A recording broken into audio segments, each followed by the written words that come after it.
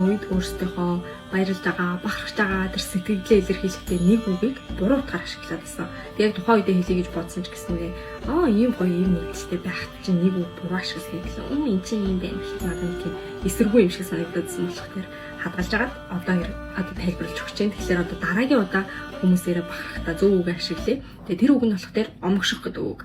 Омгших гэдэг үгийг бахархах гэдэг утгатай эндүүрээд хэрэглээд байгаа юм шиг байна. Гэхдээ яг үүндээ тийм утга илэрхийлэхгүй уурлах, уцаарлах, ундууцах гэсэн утгыг илэрхийлдэг тийм сөрөг утгатай үг. Тэгээд яагаад вэ гэхлээр омгших гэдэг үгийн язгуур нь өөрөө омог. Манай монгол хэл чинь залгамал одоо үгийн бүтцтэй хэлний төрөлд ордог. Үгийн язгуур нь ардаас нь дагвар нь нөхцөл нь гэдэг ардаасаа юм чимэглэгтэй галт хэрэг шиг цувраад ордог байхгүй. Тэгэнгүүт үгийн язгуур дотроо тухайн үгнийхээ утга агуулга тэр чигтээ явж идэг.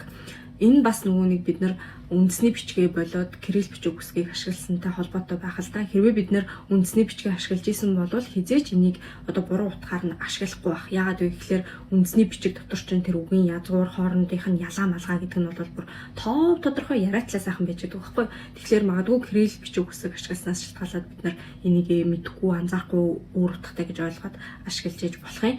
Энэ үгийг бүр гарал үүслээс нь авахгүйгээр тайлбарлах юм бол уур омог, отог омог, чихний омог гэсэн энэ гурван үг нь ижилхэн гарал үүсэлтэй гэж үздэг. Яагаад вэ гэхлээр бүгдээрээ овоох, товоох, омбоох, том болох, хүчтэй болох гэсэн утгыг илэрхийлж байгаа байхгүй юу? Тэгээд ерөнхийдөө бол оби ичүү буюу овоох гэдэг үг нь оми ичүү буюу омоох гэдэг үг болоод дэд үеийн уруулын гівүүлэгчийн сэлэгцээр юм болж байгаа гэсэн үг. Хэрвээ би олох юм бол Өндөр Баян багшийн бас омгших гэдэг үгийг буруу шүү гэдгийг тайлбарлаж байгаа ярилцлагыг оруулъя. Тэгээ бас өөрийнхөө гарал үүсэл утгыг тайлбарласан юм амлах дээр Өндөр Баян багшийн редактор хийсэн энэ номноос за тэнгууд 160 дугаар бүлгийг нэгдэх юм бол тэр автог омог, уур омог юу дээр чинь ижил утгатай тайлбарласан маш шүү. Монголчууд нэг хэсэг улс даяараа хүн омгших гэдэг үг хэрэглэж эхэллээ.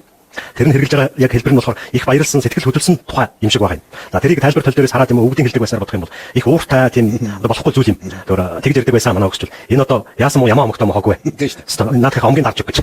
Тэгээд байжсэн ч л омгших гэдэг. Тэгээ бүр Монгол омгшил гэдэг дуугараад ирж. Монголын их уур хэлэн гэсэн үг юу гэсэн үг вэ? Энэ дээр бас саналаа хэлээч. Угтай бол омог гэдэг үг бол яг анхны утга нь бол уур хэлэн гэдэгтэй төстэй ойролцоодох үг байхгүй юу? Тэгэхээр омогших гэвэл уур хэлэн бадрахал гэсэн тийм л юм анх төрөөд байгаа шүү дээ. Монгол омогшил гэдэг юм хэлэхэд хэцүү шүү дээ. Юу вэ гэдэг ингээд чинь Монгол бахархал гэвэл шал өөр юм. Гарч ирж шүү дээ тийм ээ.